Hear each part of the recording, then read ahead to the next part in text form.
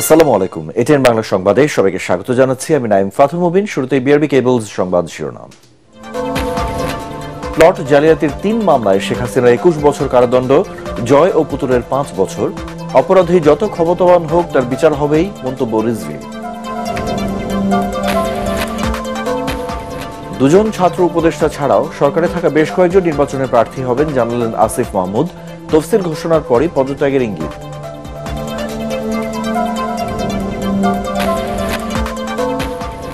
নির্বাচনের সময় দায়িত্ব পালনে ব্যত্যয় ঘটলে ছাড় দেওয়া হবে না, আইন শৃঙ্খলা বাহিনীকে সতর্কবার্তা নির্বাচন কমিশনের। ম্যাজিস্ট্রেসি ক্ষমতা নিয়ে মাঠে থাকবে সেনাবাহিনী। মানবতা বিরোধী অপরাধের মামলায় শেখ হাসিনা ও কামালের আমৃত্যু কারাদণ্ডের সাজা বাড়াতে আপিল করবে প্রসিকিউশন। জুলাই বিপ্লব ও ট্রাইব্যুনালের বিচারের এখতিয়ার নিয়ে প্রশ্ন ইনুল।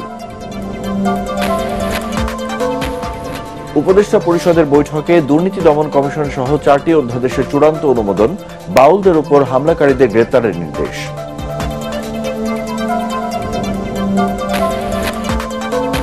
এবং রাজধানী ও আশপাশের এলাকায় আবার ভূমিকম্প, রিক্টার স্কেলে মাত্রা 3.6, উৎপত্তিস্থল নরসিংদীর ঘোড়াশাল।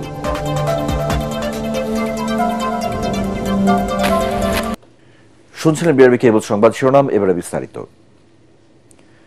গণহত্যার মামলায় ফাঁসির রায়ের পর এবার দুর্নীতির দায়ে 21 বছরের কারাদণ্ড দেওয়া হল সাবেক প্রধানমন্ত্রী শেখ হাসিনাকে। রাজধানীর পূর্বাচলে প্লট জালিয়াতির 3টি মামলার প্রত্যেকটিতে শেখ হাসিনাকে 7 বছর করে মোট 21 বছরের কারাদণ্ড দিয়েছেন আদালত। এছাড়া তার ছেলে সজীব ওয়াজেদ জয় ও মেয়ে সাইমা ওয়াজেদ পুতুলকে 5 বছর করে কারাদণ্ড দেওয়া হয়। সরকার প্রধান হয়ে এমন জালিয়াতিকে রাষ্ট্রের সঙ্গে বিশ্বাসঘাতকতা বলে মন্তব্য করেন বিচারক। এই রায়ের মাধ্যমে এমন দুর্নীতি ভবিষ্যতে বন্ধ হবে বলে প্রত্যাশা দুদকের আইনজীবীদের। মুশফিকুর রহমানের রিপোর্ট। ক্ষমতার অপব্যবহার করে পূর্বাচলে সরকারি জমি নেয়ার অভিযোগে দুদকের 3 মামলায় সাবেক প্রধানমন্ত্রী শেখ হাসিনাকে প্রতিটিতে 7 বছর করে মোট 21 বছরের কারাদণ্ড দিয়েছে আদালত। পাশাপাশি তার মেয়ে সাইমা ওয়াজেদ পুতুলকে 5 বছর ও ছেলে সজীব ওয়াজেদ জয়কে 5 বছর কারাদণ্ডের সঙ্গে 1 লাখ টাকা অর্থদণ্ড দেয়া হয়। বৃহস্পতিবার ঢাকার 5ম বিশেষ জজ মোহাম্মদ আব্দুল্লাহ আল মামুন এই রায় পড়ার সময় পর্যবেক্ষণে বলেন, ভুয়া হলফনামা জমা দেন শেখ হাসিনা। টানা 4 বারের প্রধানমন্ত্রীর এমন জালিয়াতিতে দুঃখ প্রকাশ করেন বিচারক। বলেন, এই প্রতারণার মাধ্যমে তিনি রাষ্ট্রের সঙ্গে বিশ্বাসঘাতকতা করেছেন। 7 বছর করে 3 সাতা 21 বছর এবং ওনার জরিমানা হচ্ছে 3 লক্ষ টাকা, 1 লক্ষ টাকা করে 3 লক্ষ টাকা। অনাদায়ে 18 মাস বিনা শ্রম কারাদণ্ড, 6 করে। সাইমা ওয়াজেদ পুতুল যে মামলার প্রধান আসামি, তার সাজা হচ্ছে 5 বছর। উনি একটি মামলারই আসামি, তাই ওনার সাজার মেয়াদ 5 বছরই। সজীব আহমেদ জয়, উনি যে মামলার প্রধান আসামি, ওই মামলার ওনার সাজার মেয়াদ 5 বছর এবং 1 লক্ষ টাকা জরিমানা। শেখ হাসিনার এই জালিয়াতির বিষয়ে তৎকালীন গণপূর্ত প্রতিমন্ত্রী ও রাজুকের চেয়ারম্যান অবগত ছিলেন বলে উল্লেখ করা হয় রায়ে। তা সত্ত্বেও প্রধানমন্ত্রীকে খুশি করতে পরস্পর যোগসাজেশে প্লট বরাদ্দ দেওয়া হয় বলে পর্যবেক্ষণে বলা হয়। তিনি অন্যায়ভাবে দরখাস্ত না করে সমস্ত রুল রেগুলেশন এগুলো ভায়োলেশন করে তিনি ক্ষমতার অপব্যবহার করে এখানে প্রতারণার মাধ্যমে যে প্লটটি নিয়েছেন, এটা খুবই অন্যায় এবং এগুলা দেখতেও রুচিসম্মত না, এবং এটা কোনো মানুষের বোধগম্য না, কোনো মানুষ এটা গ্রহণ করার মতো না। এছাড়া 3 মামলায় সাবেক প্রতিমন্ত্রী শরীফ আহমেদকে মোট 18 বছরের জেল দিয়েছে আদালত। আর রাজুকের সাবেক সদস্য খুরশিদ আলমকে 1 বছরের কারাদণ্ড দেওয়া হয়েছে। পরে অন্যান্য আসামিদেরকে বিভিন্ন মেয়াদে সাজা দেওয়া হয়। তবে বেকসুর খালাস পান গণপূর্তের প্রশাসনিক কর্মকর্তা সাইফুল ইসলাম সরকার। এ ধরনের দুর্নীতি প্রতিরোধে রাজুকের নীতিমালা সংস্কার ও দুর্নীতির তথ্য প্রকাশের জন্য সুপারিশ করেন বিচারক। মুশফিকুর রহমান, এটিএন বাংলা, ঢাকা। প্লট দুর্নীতির মামলায় শেখ হাসিনার সাজা রায় প্রমাণিত হয়েছে, অপরাধী যত ক্ষমতাবান হোক তার বিচার হবেই। রায়ের তাৎক্ষণিক প্রতিক্রিয়ায় এমন মন্তব্য করেন বিএনপির সিনিয়র যুগ্ম মহাসচিব রুহুল কবির রিজভী। জাতীয় প্রেসক্লাবে ডাক্তার মিলনের শাহাদাত বার্ষিকীর আলোচনার সভায় তিনি বলেন, পাপ বাপকেও ছাড়ে না। প্রতিদিনই শেখ হাসিনার অপরাধের ফিরিস্তি উন্মোচিত হচ্ছে। অন্যদিকে বিএনপির স্থায়ী কমিটির সদস্য নজরুল ইসলাম খান বলেন, গণ অভ্যুত্থানে বিজয়ের ফসল একমাত্র বিএনপি মানুষের কাছে পৌঁছে দিতে পারবে। জনগণকে বিভ্রান্ত করে যারা আন্দোলনের অর্জনকে নস্যাৎ করার চেষ্টা করছে তাদের বিরুদ্ধে প্রতিরোধ গড়ে তোলার আহ্বান জানান তিনি। যারা নিজের দেশে নিজের সন্তান হত্যা করে, কথা আছে যে মানে পাপ বাপ কেউ ছাড়ে না, তো তার পরিস্থিতি দেখছি।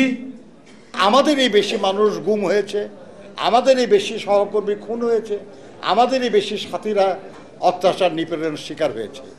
কাজেই তাদের দিকে তাকিয়ে তাদের স্মৃতিকে মাথায় রেখে আমাদেরকে এই যে আন্দোলনের ফসল, এই ফসলটা জনগণের কাছে পৌঁছে দিতে হবে। শুধু দুজন ছাত্র উপদেষ্টা নয়, আরও উপদেষ্টা সহ সরকারে থাকা অনেকেই নির্বাচনে অংশ নেবেন বলে জানালেন আসিফ মাহমুদ। তফসিল ঘোষণার আগেই তারা পদত্যাগ করবেন বলেও জানান তিনি। তবে কোথায় কোন দলের প্রার্থী হিসেবে ভোটে অংশ নেবেন তা নিশ্চিত করেননি স্থানীয় সরকার উপদেষ্টা আসিফ মাহমুদ। রিপোর্টে জানাচ্ছেন মাহবুব কবির চপল। বিদায়ের সুর অন্তর্বর্তী সরকারে দুজন ছাত্র উপদেষ্টা আসিফ মাহমুদ ও মাহফুজ আলম সেই পথে সবার আগে যাত্রী হচ্ছেন, এমনটাই শোনা যাচ্ছিল।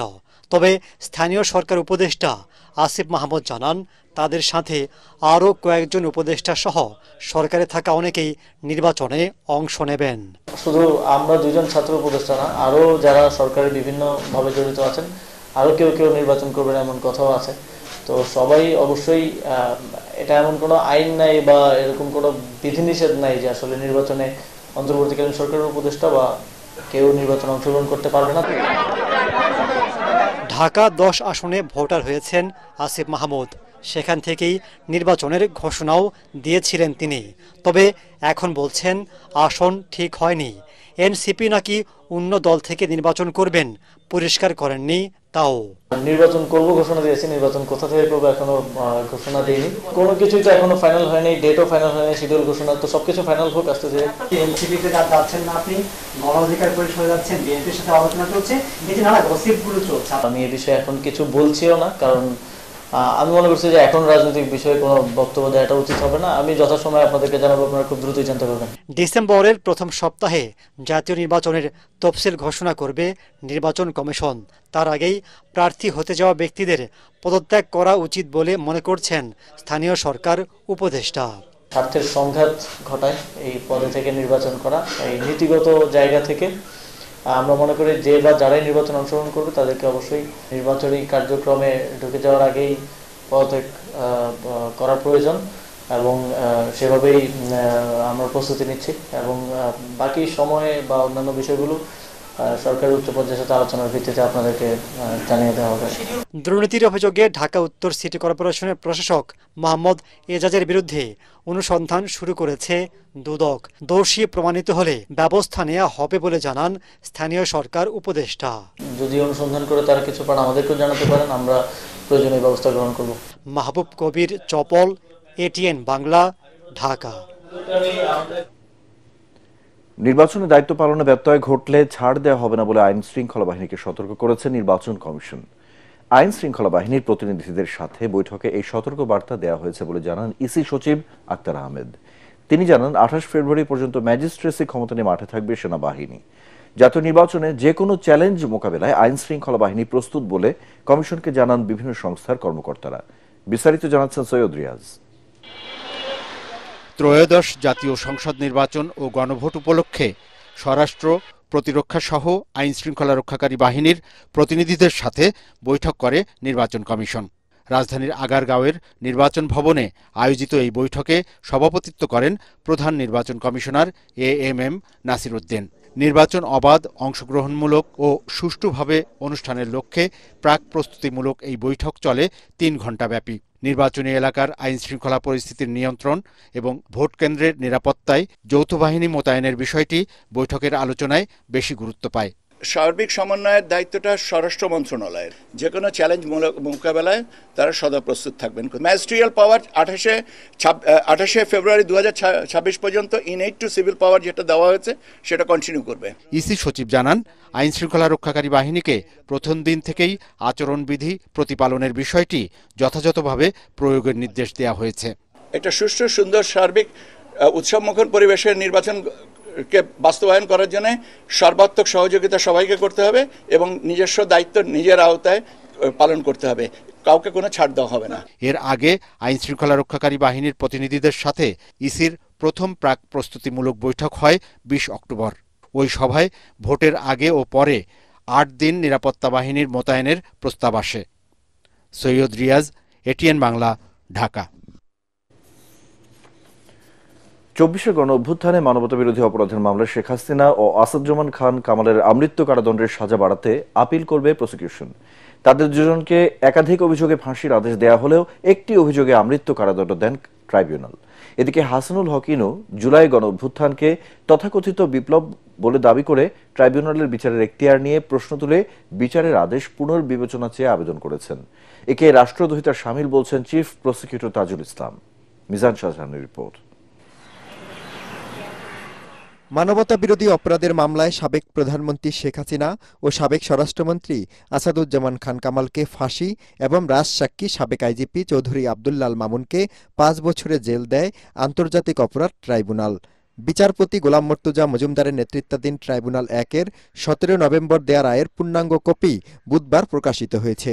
রায়ে একাধিক অভিযোগে শেখ হাসিনা ও আসাদুজ্জামান খান কামালকে ফাঁসি দেয়া হলেও একটি অভিযোগে যাবজ্জীবন কারাদণ্ড দেয়া হয়। রাষ্ট্রপক্ষ এ অভিযোগেও সর্বোচ্চ শাস্তি চেয়ে সুপ্রিম কোর্টে আপিলের সিদ্ধান্ত নিয়েছেন। যে অভিযোগে সাবেক প্রধানমন্ত্রী শেখ হাসিনা এবং সাবেক স্বরাষ্ট্রমন্ত্রী আসাদুজ্জামান খান কামাল সাহেবকে আমৃত্যু কারাদণ্ড প্রদান করা হয়েছে, এই দুটি অভিযোগের বিরুদ্ধে প্রসিকিউশনের পক্ষ থেকে অ্যাপিলেট ডিভিশনে অ্যাপিল করা হবে এই শাস্তি বাড়িয়ে মৃত্যুদণ্ড করানোর জন্য। এদিকে জুলাই গণ অভ্যুত্থানকে তথাকথিত বিপ্লব বলে দাবি করে ও ট্রাইব্যুনালের বিচারের এখতিয়ার নিয়ে প্রশ্ন তুলেছেন সাবেক তথ্যমন্ত্রী হাসানুল হক ইনু। আন্তর্জাতিক অপরাধ ট্রাইব্যুনাল 2-এ এ বিষয়ে আংশিক শুনানি হয়, তবে শুনানিতে ইনুর পক্ষে কোনো আইনজীবী উপস্থিত ছিলেন না। শুনানিতে চিফ প্রসিকিউটর তাজুল ইসলাম বলেন, সরকার গঠিত হয়েছে জনগণের আকাঙ্ক্ষা ও জুলাই বিপ্লবের মাধ্যমে। জুলাই হত্যাকাণ্ডের বিচারের জন্যই এই ট্রাইব্যুনাল, সরকার কাউকেই দায় মুক্তি দেয়নি। জনাব হাসানুল হক ইনু তার চার্জ ফ্রেমিং আদেশের বিরুদ্ধে একটা রিভিউ অ্যাপ্লিকেশন দিয়েছিলেন। Learned chief prosecutor Tajul Islam শুনানি করেছেন এবং তাদের রিভিউ অ্যাপ্লিকেশন বাতিলের আবেদন জানিয়েছেন। এই আবেদনে জুলাই বিপ্লবকে চ্যালেঞ্জ করা হয়েছে। জুলাই বিপ্লবের ভিত্তি করে যে সরকার গঠিত হয়েছে সেই সরকারের গ্রহণযোগ্যতা ঠিক নয়, অস্তিত্বকে চ্যালেঞ্জ করা হয়েছে, অর্থাৎ সরকারের ক্ষমতাকে চ্যালেঞ্জ করা হয়েছে। এদিন একই ট্রাইব্যুনালে জুলাই গণঅভ্যুত্থানের প্রথম শহীদ আবু সাঈদ হত্যা মামলার 21তম সাক্ষীর সাক্ষ্য গ্রহণ অনুষ্ঠিত হয়। পরবর্তী সাক্ষ্য গ্রহণের দিন ধার্য করা হয়েছে 9 ডিসেম্বর। রামপুরায় কার্নিশে ঝুলে থাকা যুবককে গুলির মামলায় পরবর্তী সাক্ষ্য গ্রহণ 2 ডিসেম্বর। 13তম সাক্ষী হিসাবে সাক্ষ্য দিয়েছেন সিআইডি কর্মকর্তা গোলাম ইফতেকার আলম। মিজান শাহজাহান, এটিএন বাংলা, ঢাকা। দুর্নীতি দমন কমিশন সহ 4টি অধ্যাদেশের খসড়া চূড়ান্ত অনুমোদন দিয়েছে উপদেষ্টা পরিষদ। নতুন এই অধ্যাদেশে দুদকের সঙ্গে জড়িত কর্মকর্তা কর্মচারীদের নিয়মিত সম্পদের হিসাব দেওয়ার বিধান রাখা হয়েছে বলে জানিয়েছেন প্রধান উপদেষ্টার প্রেস সচিব শফিকুল আলম। বৈঠক শেষে রাজধানীর ফরেন সার্ভিস একাডেমিতে প্রেস ব্রিফিংয়ে এসব কথা জানান তিনি। বলেন, 2 ছাত্র উপদেষ্টার পদত্যাগের বিষয়ে কোনো তথ্য নেই সরকারের কাছে। বাউলদের উপর হামলাকারীদের গ্রেপ্তারের নির্দেশ দেওয়া হয়েছে বলেও জানানো হয় প্রেস ব্রিফিংয়ে। বিস্তারিত খায়রুল ইসলামের রিপোর্টে। প্রধান উপদেষ্টার কার্যালয়ে ডক্টর মোহাম্মদ ইউনূসের সভাপতিত্বে উপদেষ্টা পরিষদের নিয়মিত বৈঠকে উপস্থিত ছিলেন উপদেষ্টারা সহ ঊর্ধ্বতন কর্মকর্তারা। Chief adviser professor Muhammad Yunus. বৈঠক শেষে রাজধানীর ফরেন সার্ভিস একাডেমিতে প্রেস ব্রিফিং করেন প্রধান উপদেষ্টার প্রেস সচিব শফিকুল আলম। জানান, উপদেষ্টা পরিষদের বৈঠকে দুর্নীতি দমন সংশোধন, মানব পাচার অভিবাসন পরিচালন প্রতিরোধ অধ্যাদেশ সহ 4টি আইনের খসড়া চূড়ান্ত অনুমোদন দেওয়া হয়েছে। দুর্নীতি দমন কমিশনকে কিভাবে আরো এফেক্টিভ একটা অর্গানাইজেশন করা যায় এবং বাংলাদেশের শেখ হাসিনার আমলে যেভাবে দুর্নীতি বিস্তার লাভ করেছিল এটাকে কিভাবে রোধ করা যায় সে বিষয়ে একটি দুর্নীতি দমন আইনটি আজকে সংশোধন অধ্যাদেশ 2025-এর খসড়া নীতিগত ও চূড়ান্ত অনুমোদন হয়েছে। অন্তর্বর্তী সরকার রোহিঙ্গা সংকট নিরসনে যেসব কূটনৈতিক ও বাস্তবিক পদক্ষেপ নিয়েছে, পরবর্তী সরকারগুলো তার সুফল ভোগ করবে বলে জানান প্রেস সচিব। এই গভর্নমেন্ট প্রথম থেকে এসেই এই ব্যাপারে সিরিয়াস ছিল। প্রফেসর ইউনূস প্রথমে এসেই উনি যেটা করলেন যে হাই রিপ্রেজেন্টেটিভের একটা অফিস করলেন, একজনকে হাই রিপ্রেজেন্টেটিভ রাখলেন রোহিঙ্গা ক্রাইসিসটাকে সরাসরি ডিল করার জন্য।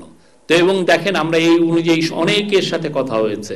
এই আমরা মনে করি যে যে এফার্টটা আছে, যে এফার্টটা এই গভর্নমেন্ট নিয়েছে, সেই এফার্টের কারণে রোহিঙ্গাদের ক্রাইসিসটা এখন পুরো পৃথিবী খুব ভালোভাবে জানে। এটার আপনি হয়তো আজকে এটার ফলাফল পাচ্ছেন না, বাট সামনের দিনগুলোতে ইনশাল্লাহ আমরা অবশ্যই গুড রেজাল্ট পাবো।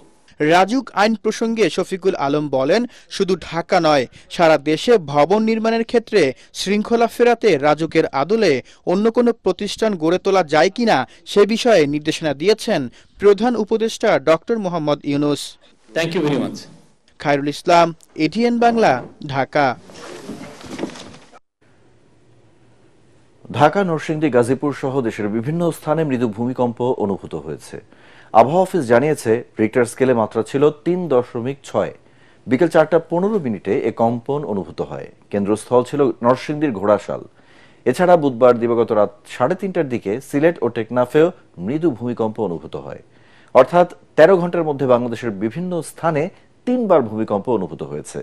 গত শুক্র ও শনিবার প্রায় ৩১ ঘন্টার মধ্যে ঢাকা ও এর আশপাশে ৪ বার ভূমিকম্প হয়। শুক্রবার সকালে ঢাকা থেকে প্রায় ২৫ কিলোমিটার দূরে রিক্টার স্কেলে ৫.৭ মাত্রার ভূমিকম্পটির উৎপত্তি স্থল ছিল নরসিংদীর মাধবদী। উৎপত্তি স্থলের গভীরতা ছিল ভূপৃষ্ঠ থেকে ১০ কিলোমিটার গভীরে। এই ভূমিকম্পে ১০ জন নিহত হয়, আহত হয় ৬০০-রও বেশি মানুষ।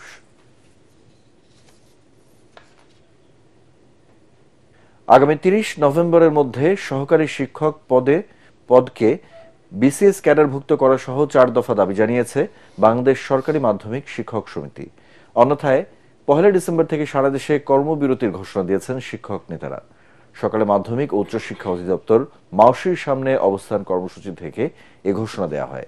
তারা বলেন, উচ্চ আদালতের রায় থাকা সত্ত্বেও বিভিন্ন জটিলতা দেখিয়ে সরকার তা বাস্তবায়ন করছে না। এতে সরকারি মাধ্যমিকের সহকারী শিক্ষকদের মাঝে হতাশার সৃষ্টি হয়েছে। সরকারের পক্ষ থেকে ইতিবাচক সাড়া না পাওয়া পর্যন্ত কর্মসূচি চলবে বলে জানান শিক্ষকরা। দীর্ঘদিনের বঞ্চনার জায়গা থেকে আমরা মুক্তির জন্য নবম গ্রেডের দাবিতে এখানে এসেছি। আগামী ১ তারিখ থেকে আমরা কমপ্লিটলি স্কুলের দরজা বন্ধ করে দিয়ে পরীক্ষা বন্ধ করব।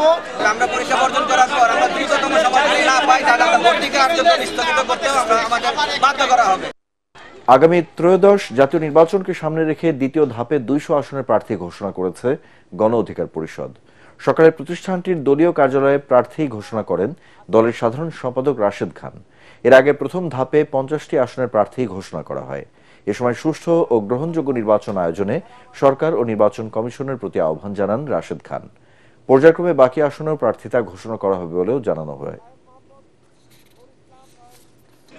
আগামী নির্বাচনে আমরা গণ অধিকার পরিষদ দল হিসেবে আমরা অংশগ্রহণ করছি এবং সরকারকে বলবো এই নির্বাচন অবাধ, সুষ্ঠু, নিরপেক্ষ করার জন্য যে ধরনের পরিবেশ তৈরি করা দরকার সে ধরনের পরিবেশ তৈরি করেন এবং প্রত্যেকটা দল যাতে আগামী নির্বাচনে অংশ নিতে পারে সেই ব্যাপারে দলগুলোর সাথে আপনারা কথা বলেন।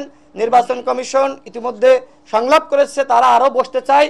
আমরা দল হিসেবে গণ অধিকার পরিষদ নির্বাচন কমিশনকে সেরা নির্বাচন অনুষ্ঠিত করার ক্ষেত্রে সহযোগিতা করব। বাংলাদেশের সব মানুষ যখন নির্বাচনমুখী, তখন একটি দল নির্বাচনকে বানচাল করার জন্য একের পর এক দাবি তুলছে বলে অভিযোগ করেছেন ঢাকা ১২ আসনের বিএনপির মনোনীত প্রার্থী সাইফুল আলম নীরব।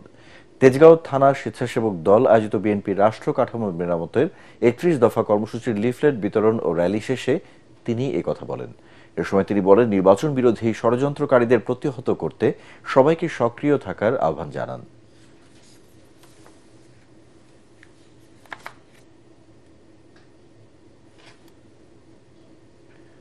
নোয়াখালী সেনবাগ সোনাইমুড়ি আংশিক আসনে বিএনপির মনোনয়ন পরিবর্তনের দাবিতে ও খালেদা জিয়ার রোগ মুক্তির জন্য দোয়া অনুষ্ঠিত হয়েছে। সোনাইমুড়ি উপজেলার অম্বনগর ইউনিয়ন উত্তর ওয়াসেকপুরের সাবেক চেয়ারম্যান মোহাম্মদ শাহজালালের সভাপতিত্বে এই আয়োজনের প্রধান অতিথি ছিলেন বিএনপির জাতীয় নির্বাহী কমিটির সদস্য কাজী মোস্তাফিজুর রহমান। এতে প্রধান বক্তা ছিলেন জেলা বিএনপির সদস্য আব্দুল মান্নান, সোনাইমুড়ি উপজেলা বিএনপির যুগ্ম আহ্বায়ক নুরুল আলম মোল্লা, যুগ্ম আহ্বায়ক সাইফুল্লাহ মাসুদ, জাহাঙ্গীর আলম, বারগাঁও ইউনিয়নের বিএনপির সাবেক সভাপতি কামাল উদ্দিন বাবু। ফেনীর দাগনভূঞা বিএনপির ভাইস চেয়ারম্যান আব্দুল আওয়াল মিন্টুর গাড়িবহরে বালু বোঝাই ট্রাক দাঁড় করিয়ে সড়ক অবরোধের অভিযোগ উঠেছে। জেলা ছাত্রদলের বহিষ্কৃত নেতা কাজী জামশেদুর রহমান ফটিকের নির্দেশনায় এ অবরোধ করা হয় বলে অভিযোগ করেছেন মিন্টুর সমর্থকরা। বিকেলে দাগনভূঞা উপজেলার 0 পয়েন্টে ঘটনা ঘটে। উপজেলা বিএনপির আহ্বায়ক আকবর হোসেন জানান, সিলোনিয়া বাজারে পথসভা শেষে মিন্টুর গাড়িবহর দাগনভূঞা বাজার অতিক্রম করার সময় 0 পয়েন্টে বালু বোঝাই একাধিক ট্রাক দাঁড় করিয়ে সড়ক অবরোধ করা হয়। প্রায় 40 মিনিট যান চলাচল বন্ধ থাকার পর দাগনভূঞা থানা পুলিশ ও সেনাবাহিনী এসে ট্রাকগুলো সরিয়ে দিলে সড়কে স্বাভাবিক পরিস্থিতি ফিরে আসে। পরে ধানের শীষ প্রতীকের প্রার্থী আব্দুল আওয়াল মিন্টু গাড়িবহর সহ 0 পয়েন্ট অতিক্রম করে দাগনভূঞার তুলাতলি বাজারে পথসভায় অংশ নেন।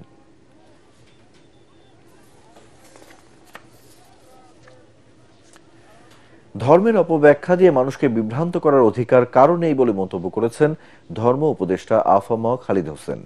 এ বিষয়ে আলেম সমাজকে সতর্ক থাকার আহ্বান জানিয়েছেন তিনি। বরিশালে চরমোনাই দরবারে 3 দিনব্যাপী মাহফিলের দ্বিতীয় দিনে উলামা, শিক্ষাবিদ ও বুদ্ধিজীবী সম্মেলনে দেয়া বক্তৃতায় তিনি এসব কথা বলেন। ধর্ম উপদেষ্টা বলেন, সরকার নির্বাচন আয়োজনে আন্তরিক, তবে কেন্দ্র পাহারা দেয়া এবং সুষ্ঠুভাবে নির্বাচন সম্পন্ন করার দায়িত্ব জনগণের। এ সময় চরমোনাই পীর ইসলামী আন্দোলন বাংলাদেশের আমির মুফতি সৈয়দ মোহাম্মদ রিজাউল করিম বলেন, কোন দল এককভাবে রাষ্ট্র ক্ষমতায় আসলে তারাও ফ্যাসিস্ট সরকারে পরিণত হবে।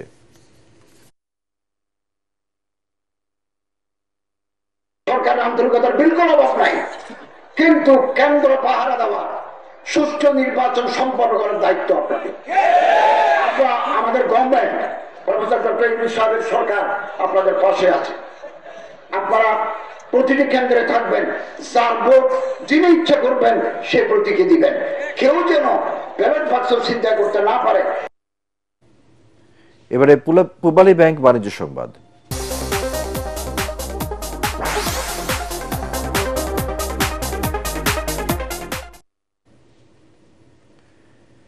কৃষি প্রধান ও খাদ্যে উদ্বৃত্ত সীমান্তবর্তী জেলা শেরপুরে আমন ধান কাটা ও মাড়াই চলছে পুরোদমে। আর ধান কাটাকে কেন্দ্র করে কৃষি শ্রমিকের হাটগুলো এখন জমজমাট। প্রতিদিন ভোর থেকে শেরপুর শহরের শেখাটি, খড়ার পাড় ও শেরি ব্রিজ এলাকায় কৃষি শ্রমিকের এই হাট বসে। মাঠ থেকে ধান কেটে বাড়িতে নিয়ে আসা, মাড়াই করা এবং ঘরে তুলে দেওয়া সহ বিভিন্ন কাজ করেন এসব শ্রমিকরা। কৃষি শ্রমিকের কদর বেড়ে যাওয়ায় তাদের মজুরি এখন জনপ্রতি 5 থেকে 600 টাকা। মজুরি ছাড়াও মিলে দুবেলার খাবার। শেরপুর জেলায় এবার 93,000 হেক্টরেরও বেশি জমিতে আমনের আবাদ হয়েছে। এর মধ্যে অর্ধেকেরও বেশি জমির ধান কাটা শেষ হয়েছে বলে জানিয়েছে কৃষি বিভাগ। ঢাকায় শুরু হয়েছে 4 দিনব্যাপী সেরামিক এক্সপো। রাজধানীর আন্তর্জাতিক কনভেনশন সেন্টার বসুন্ধরার দুপুরে মেলার উদ্বোধন করেন বাণিজ্য উপদেষ্টা Sheikh Bashir Uddin. Bangladesh ceramic manufacturers and exporters association এই মেলার আয়োজন করেছে। মেলা চলবে আগামী 30 নভেম্বর পর্যন্ত। সেরামিক এক্সপোতে বাংলাদেশ সহ 25 দেশের 135টি প্রতিষ্ঠান ও 300 ব্র্যান্ড অংশ নিয়েছে। পাশাপাশি এই খাতের 500 জন আন্তর্জাতিক প্রতিনিধি ও ক্রেতা অংশ নিয়েছেন।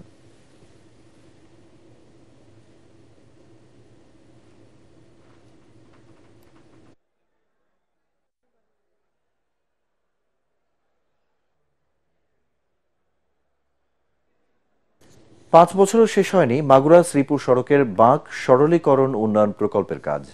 জমি অধিগ্রহণ জটিলতা আর কাজের ধীরগতির কারণে সংযোগ সড়ক তৈরির কাজ শেষ না হওয়ায় কোটি টাকায় নির্মিত সেতুটি দাঁড়িয়ে আছে ভোগান্তির প্রতীক হয়ে। তবে কর্তৃপক্ষের দাবি দ্রুত শেষ হবে বাকি কাজ। মাগুরা থেকে সুজন মাহমুদের রিপোর্ট, জানাচ্ছেন জাহিদুল আলম। মাগুরা শহরের পার নান্দওয়াইল এলাকা থেকে নিজ নান্দওয়াইল হয়ে মাঠবাড়ি পর্যন্ত বাইপাস সড়ক নির্মাণ কাজ শুরু হয় 2020 সালের আগস্টে। 5 বছর পার হলেও ভূমি অধিগ্রহণ জটিলতা, ঠিকাদারি প্রতিষ্ঠানের অবহেলায় অচল হয়ে পড়ে আছে প্রকল্পটি। এতে মানুষের প্রত্যাশার প্রকল্প পরিণত হয়েছে দুর্ভোগে। একবার করার পরে পার্শ্ববর্তী লোকেরা এই হিংসার বশবর্তী হইয়া কেস কালাম করে আমার টাকা আটকা রাখছে। এখন ডিসি স্যার ইচ্ছা করলে পারে দুই পক্ষকে ডাইকে সমাধান করে এই টাকাটা দিতে পারে। এই যে নিজস্ব জমি, ঘর বাড়ি, এখানে যারা ট্যাক্স দিছে সামান্য 2 পয়সার লোভে, তাদের তো কাগজপাতি নাই। এই খাম্বাগুলো সরাই দিয়ে যদি রাস্তা যতটুকু হয়েছে এগুলো যদি পাকা করে দিত তা অনেক সুন্দর হইতো। প্রত্যেকটা লোকই অভিযোগ দিচ্ছে, কিন্তু ডিসি সাহেব এর কোনো কানেই নিচ্ছে না, কোনো কিছু বলতেইছে না, বা কোনো কিছু মালমই করতেছে না। জেলা প্রশাসন বলছে সড়ক বিভাগকে জমি বুঝিয়ে দেওয়া হয়েছে, আর সড়ক বিভাগ জানায় নতুন করে দরপত্র আহ্বান করা হবে। মূল প্রবলেম হলো যে ঠিকাদার আগে কাজ করছেন সেই ঠিকাদার আসলে চলে গেছেন, এখন সড়ক জনপদ নতুন করে আবার ঠিকাদার নিয়োগ করছেন, তারা টেন্ডার প্রক্রিয়া আছেন। তো এখানে টেন্ডার হয়ে গেলে নতুন ঠিকাদার এসে কাজ করলে শুরু করলে হয়তো বা এটা কাজের গতি আরো বৃদ্ধি পাবে। তো মামলাজনিত কিছু আছে, এটা কোর্ট থেকে যখন ফয়সালা হয়ে আসবে তখন সেই অনুযায়ী তারা ক্ষতিপূরণ পাবে, কিন্তু এটা কোনো বড় বাধা হয়ে দাঁড়াবে না। কোটি কোটি টাকা খরচ করেও এখনো ব্যবহারযোগ্য নয় নবগঙ্গা সেতু। এলাকাবাসীর মনে এখন একটাই প্রশ্ন, কবে শেষ হবে এর কাজ, কবে মিলবে প্রত্যাশিত সুফল। Bureau report, ATN Bangla. এবারে খেলার খবর।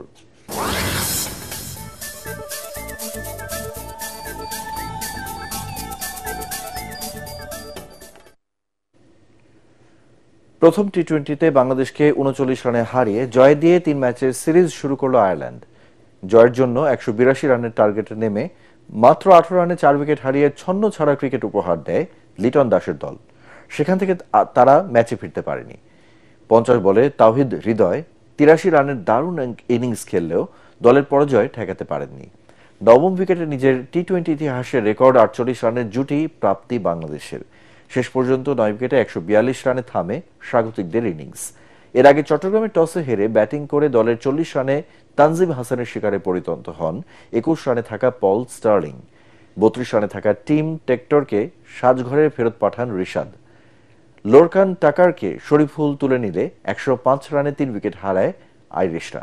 তবে হ্যারি টেক্টরের অপরাজিত 69 রানে 4 উইকেটে 181 রানের বড় পুঁজি পায় আয়ারল্যান্ড। এএফসি অনূর্ধ্ব 17 এশিয়ান কাপ ফুটবলের বাছাই পর্বে শুক্রবার দুপুরে শক্তিশালী বাহরাইনের মুখোমুখি হতে যাচ্ছে বাংলাদেশের কিশোররা। জয়ের ধারা অব্যাহত রাখতে অনুশীলনে মনোনিবেশ করেছে লাল সবুজের প্রতিনিধিরা। চীনের ইয়ংচুয়ান স্পোর্টস সেন্টারের স্টেডিয়ামে নিজেদের চতুর্থ ম্যাচে শুক্রবার বাংলাদেশ সময় দুপুর 1টায় বাহরাইনের মুখোমুখি হবে বাংলাদেশ অনূর্ধ্ব 17 জাতীয় ফুটবল দল। গ্রুপে নিজেদের 3 ম্যাচে ব্রুনাই, তিমুর লেস্তে এবং শ্রীলঙ্কাকে পরাজিত করে স্বাগতিক চীনের সাথে যৌথভাবে পয়েন্ট টেবিলের শীর্ষে আছে গোলাম রব্বানী ছোটনের দল।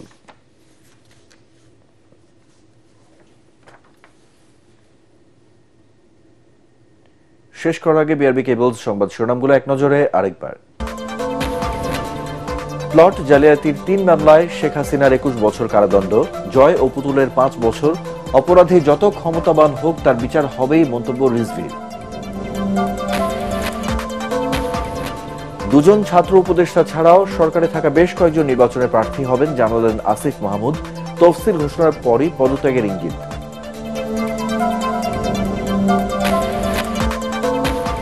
নির্বাচনের সময় দায়িত্ব পালনে ব্যত্যয় ঘটলে ছাড় দেওয়া হবে না, আইন শৃঙ্খলা বাহিনীকে সতর্ক বার্তা।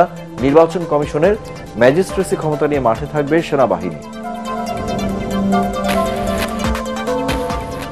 মানবতা বিরোধী অপরাধের মামলায় শেখ হাসিনা ও কামালের আমৃত্যু কারাদণ্ডের সাজা বাড়াতে আপিল করবে প্রসিকিউশন। জুলাই বিপ্লব ও ট্রাইব্যুনালের বিচারের এখতিয়ার নিয়ে প্রশ্ন ইনুর।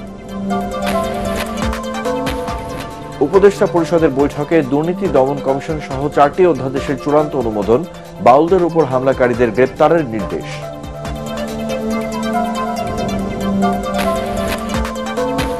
এবং রাজধানী ও আশপাশের এলাকায় আবার ভূমিকম্প, রিক্টার স্কেলে মাত্রা 3.6, উৎপত্তি স্থল নরসিংদীর ঘোড়াশাল।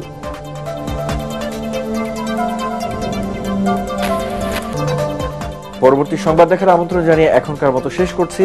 এটিএন বাংলার সংবাদ ইউটিউবে দেখতে ব্রাউজ করুন youtube/ATN Bangla News।